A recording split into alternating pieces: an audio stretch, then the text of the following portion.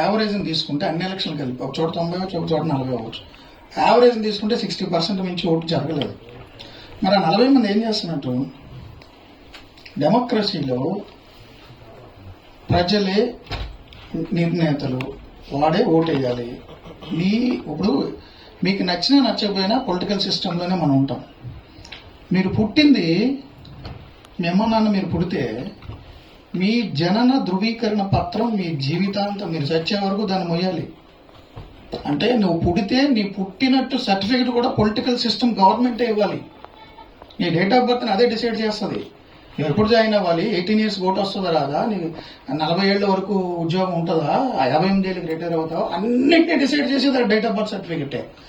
అది మీ అమ్మ నాన్న రాయరు, పొలిటికల్ సిస్టమ్ ఇవ్వాలి. అంటే పొలిటికల్ సిస్టమ్ ద్వారా ఎంచుకున్న ప్రభుత్వం ఇవ్వాలి. నీవు చనిపోయిన తర్వాత కూడా నీ మరణ ధృవీకరణ పత్రం కూడా పొలిటికల్ సిస్టమ్ ఇవ్వాలి.